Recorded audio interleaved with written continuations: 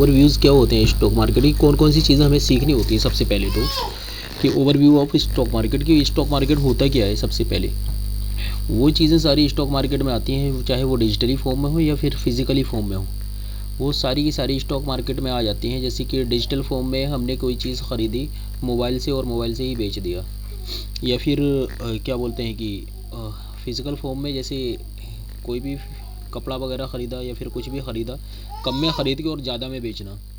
ठीक है जी।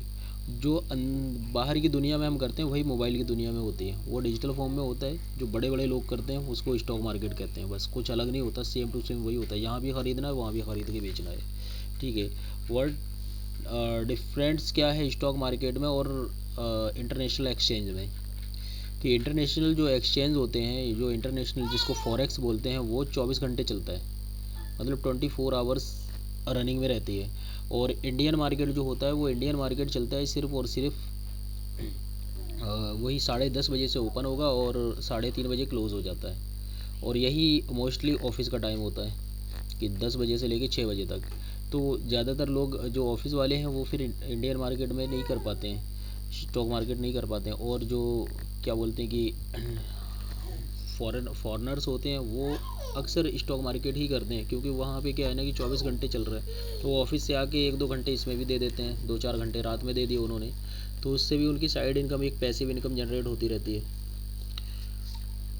तीसरा है ये how to be a sub broker कैसे बनते हैं, वो फिर आगे का मसला है, आगे का फंडा है कैसे करते हैं। और कुछ बुक्स होंगी, वीडियोज़ होंगे, रिकॉर्डिंग्स होंगी, वो आपको सुननी होंगी या फिर पढ़नी होंगी। ठीक है, इसको सीखने के लिए बस बहुत बड़ा फंडा नहीं होता है। टेक्निकल एनालिसिस, ये सबसे मोस्ट इम्पॉर्टेंट चैप्टर होता है, कि जो जिस चीज़ को, एक तो होता है फंडामेंटल और एक होता है टेक्निकल। किसी भी स्टॉक के दो चीज़ें होती हैं, एक तो फंडामेंटल से अगर आपको उसको क्या बोलते हैं पैसा कमाने हैं, तो फंडामेंटल में उसके आपको बैक हिस्ट्री पढ़नी पड़ेगी। जैसे कि आज ही टाटा का रेट सपोज़ कर लें कि 1000 रुपये है, और उसके बाद में कल कितना था, उसके 1 साल पहले कितना था, 2-4-10 साल पहले कितना था रेट, क्या वो तब से ले जब से ये शुरू हुआ है मार्केट एक्सचेंज पे आया हुआ है तब से लेके आज दिन तक बढ़ रहा है, या फिर कहाँ कहाँ पे इसने फॉल्स रिट्रेस हुआ है, कितना घटा हुआ है, वो सारी चीज़ें इसमें आ जाती हैं। ठीक है, फंडामेंटल में। तो फंडामेंटल अब इतना किसी को टाइम भी नहीं है कि फ़ंडामेंटल वो पढ़ सके, तो उसके लिए बेहतर यह है कि वो टेक्निकल सीखे। टेक्निकल से इंस्टेंट हमें पता चल जाता है कि अभी मार्केट कहाँ जाएगा, किस तरफ को ओपन हुआ है और इसका डायरेक्शन क्या है।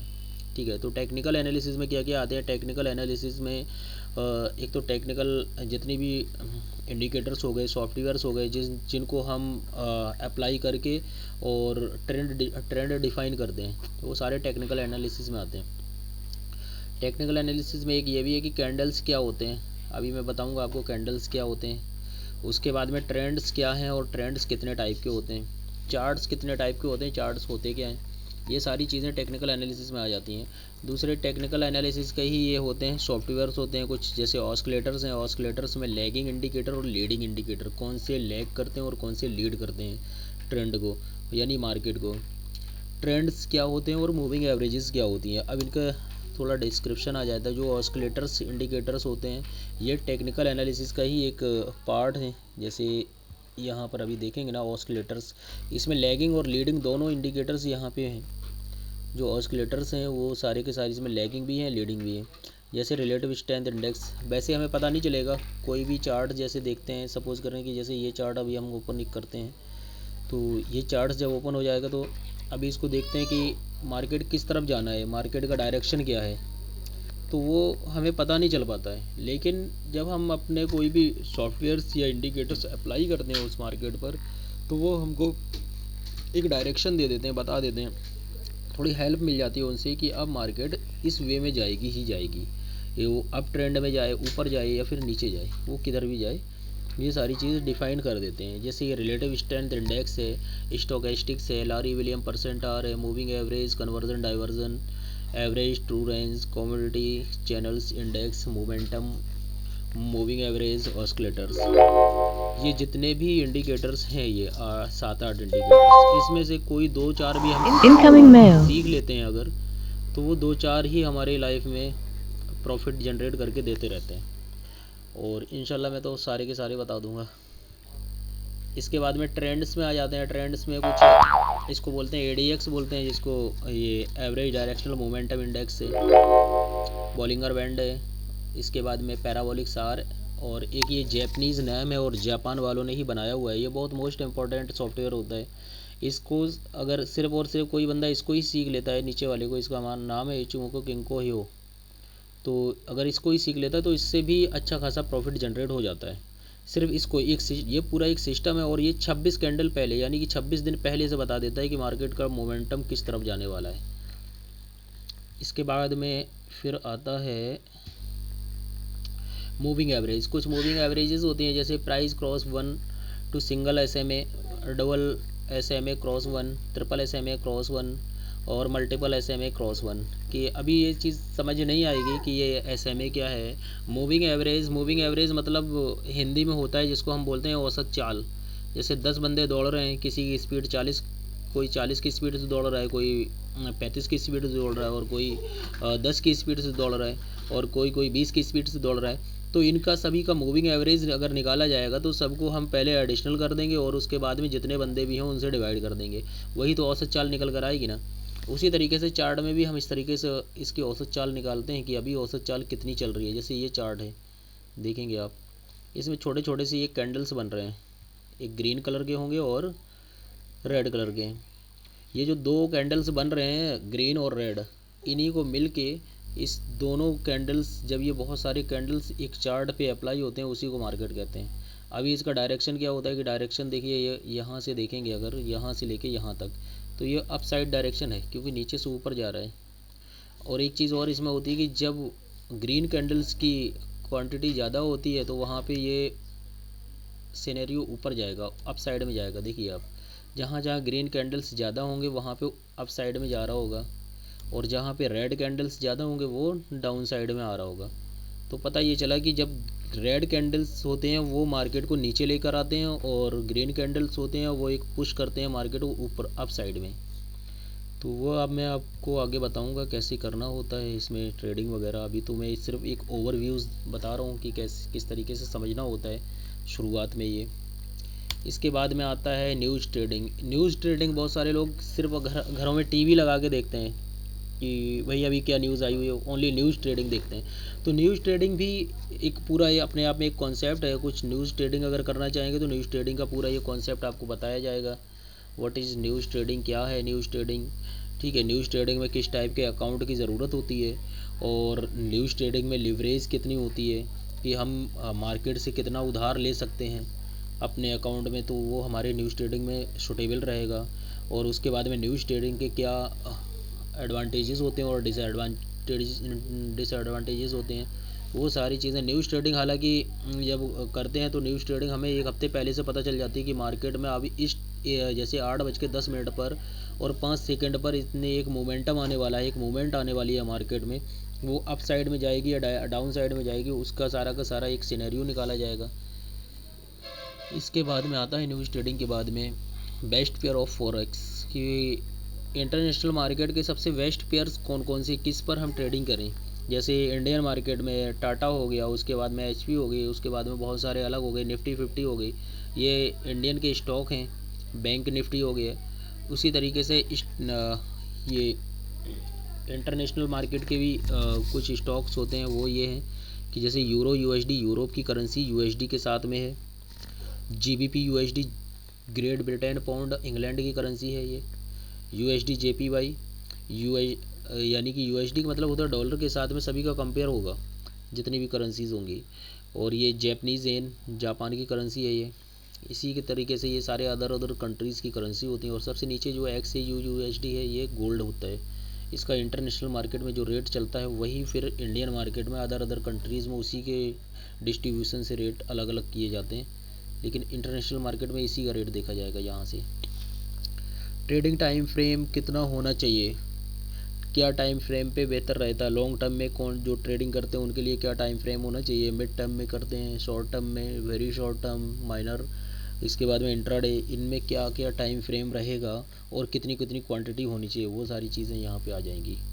लॉट साइज़ कितना होना चाहिए, जैसे किसी का $500 का अकाउंट है तो उसमें लॉट साइज़ कितना होना चाहिए, 1000 पे कितना हो, 5000 पे कितना हो, वो सारी लॉट साइज़ का फार्मूला क्या होता है, लॉट साइज़ निकालते कैसे हैं कि हमारा अकाउंट बिल्कुल से अगर बहुत ज़्यादा लॉस में भी अगर जा चुका है तो उसको उस तब भी वो खाली ना हो, वो क्या फार्मूला हम अप्लाई करेंगे और उसके बाद में लॉस से कैसे हम बचेंगे, वो सारी चीज़ें यहाँ लॉट साइज़ में आ जाती हैं।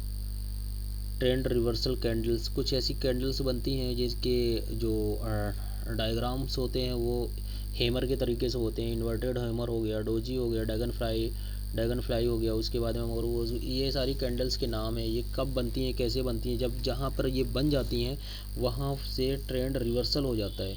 जैसे यहाँ पर अभी देखेंगे, ये शायद मैंने कट कर दिया था, अभी ये ओपन हो रहा है तो यहाँ पे किस तरीके से देखते हैं कि कैंडल्स जो उनका डायग्राम बनता है तो वहाँ से एक ट्रेंड फिर से दोबारा से अगर अप ट्रेंड में होगा तो वो वापस डाउन ट्रेंड में आ जाता है। स्टॉप लॉस और टेक प्रॉफिट क्या होता है, कितना स्टॉप लॉस, कितना हम कम से कम लॉस रख सकते हैं और कितना टेक प्रॉफिट रख सकते हैं।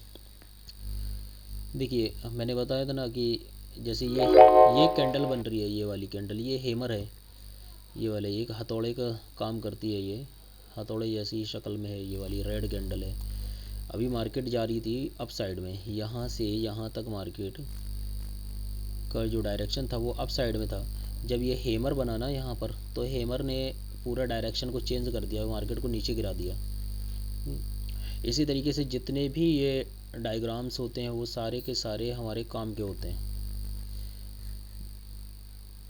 ये जितनी भी कैंडल्स हैं इनके नाम हैं कैंडल्स के, वो थोड़ा सा ध्यान देंगे तो आ जाएगा समझ में। जब लाइव मार्केट चलेगी तब ज़्यादा समझ में आता है। इसके बाद में ये था स्टॉप लॉस क्या होता है, स्टॉप लॉस कैसे सेट करते हैं, टेक प्रॉफिट कैसे सेट करते हैं, ज़्यादा से ज़्यादा हमें कितना प्रॉफिट लेना चाहिए अपने कम से कम बिल्कुल मिनिमम से क्या बोलते हैं कि लॉट साइज़ पर।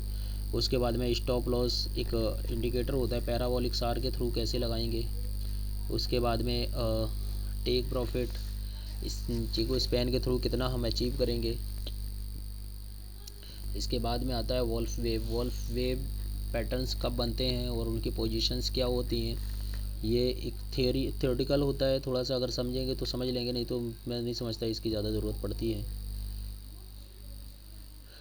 ट्रेंड रिवर्सल कैंडलस्टिक पैटर्न्स हो गए, ये अभी जो बताया था वही चीज़ ये फिर से आ गई दोबारा से। इसके बाद में कुछ फॉर्मेशंस होते हैं, कुछ पैटर्न्स बनते हैं, जैसे हेड एंड शोल्डर हो गया, डबल टॉप डबल बॉटम हो गया, ट्रिपल टॉप ट्रिपल बॉटम हो गया, वी शेप यू शेप और कप अप हैंडल।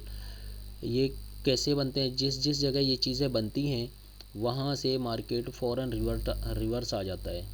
जैसे आप देखेंगे कि अभी मैं दिखाता हूँ इसमें,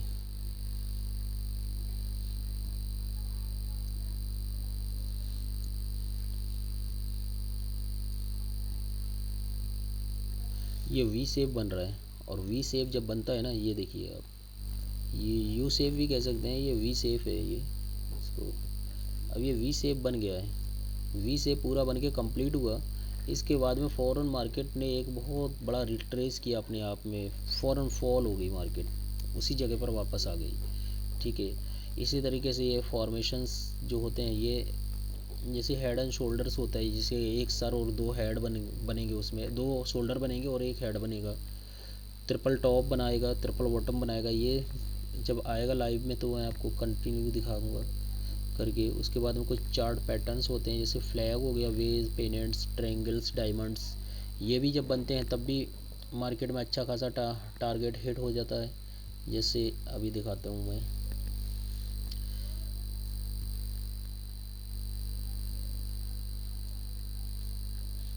ट्रायंगल्स कहाँ कहाँ पे बनते हैं ट्रायंगल्स। ये ट्रायंगल बना हुआ है देखिए,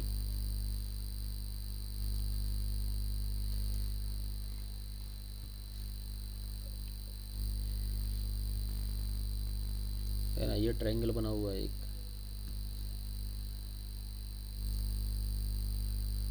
इसके बाद में ये कि यू शेप का पोजीशन बन गई है और डब्ल्यू बना हुआ है। ये सारी चीज़ें यहाँ पर आ जाएंगी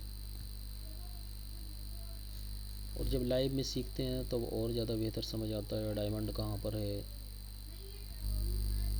सपोर्ट एंड रेजिस्टेंस डिमांड और सप्लाई क्या होते हैं, ये कितना सपोर्ट होना चाहिए मार्केट में, कितना रेजिस्टेंस होना चाहिए, कितनी डिमांड या सप्लाई होनी चाहिए आगे से।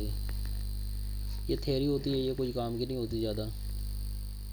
डाइवर्जन का कॉन्सेप्ट है ये। डाइवर्जन क्या होते हैं, डाइवर्जन में कौन से इंडिकेटर्स काम करते हैं, रेगुलर डाइवर्जन क्या होते हैं, हिडन डाइवर्जन क्या होते हैं। ठीक है, कुछ सेल्फ मेड जो स्ट्रेटजीज़ होती हैं, प्रॉफिटेबल स्ट्रेटजी हैं, जैसे हाई प्रॉफिट स्ट्रेटजी है ये H4 पर काम करती है। उसके बाद में नेवर लॉस स्ट्रेटजी हो गई, ये मतलब इसमें कोई लॉस नहीं हो सकता, 100% प्रॉफिट ही होगा इसमें। मनी मेकिंग स्ट्रेटजीज, हेजिंग जिसको बोलते हैं, ये भी 100% काम करती है। स्काल्पिंग हो गया है। इसके बाद में ये प्रॉफिट गेन स्ट्रेटजी हो गई, 99% काम करती है। बहुत रेयर केस में इसमें थोड़ा सा लॉस होता है, अगर होता भी है तो। और जितना भी ये है ना, सारा का सारा टोटली लाइव होगा, यानी कि आप, और उसका अपडेट ना इस वेबसाइट पर भी आपको मिल जाएगा। आपको कुछ पूछना भी हो ना तो इसी अपडेट के साथ में आप जो भी आपको पूछना हो तो वो पूछ भी सकते हैं, कोई इशू नहीं है। यहाँ तो ये हो गया कंप्लीट।